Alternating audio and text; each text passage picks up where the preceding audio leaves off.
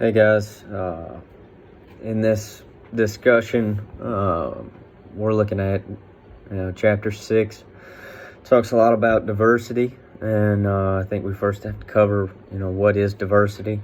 When we talk about that kind of stuff and looking into the workplace and things like that, a lot of people probably think of race and ethnicity as being the two main things that you would think of being diverse with people and trying to be diverse in the workplace. But the variety just comes from different people, which could cover a large area of things. I mean, you're looking at religion, gender, sexual preference, your social class. I even saw a couple places where it talks about your military status. Diversity covers a large scale of different areas that we try to cover when hiring or trying to make an area where you have different people for different opinions and to be able to cover a large range of areas. I looked up one website. It was called Built In, and they've looked at 34 different types of diversity. I mean, there's a huge range of things that people have that makes it diverse.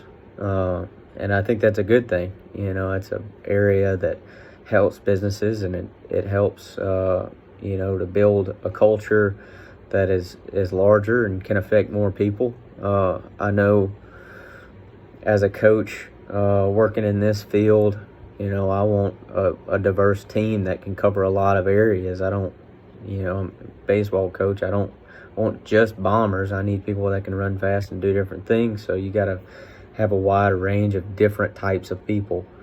And so when you're hiring or trying to, create something, you need to have diversity. You need to have other people's opinion that come from different areas. And I think that just makes you stronger. One thing that I did see for a law was the Executive Order 1124-6, and that just prevents a federal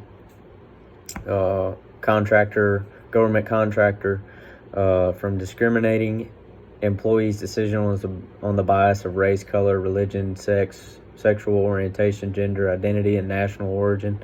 The executive also requires government contractors to take affirmative action to ensure that equal opportunity is provided. Just basically saying that you have to be diverse in the workplace legally, and you can't just hire certain individuals because of their ethnicity or race or any of that. There is another order that makes it where some businesses can decide not to sell you stuff. Like there was a bakery, I think it was in like Seattle, that decided not to sell to a certain individual because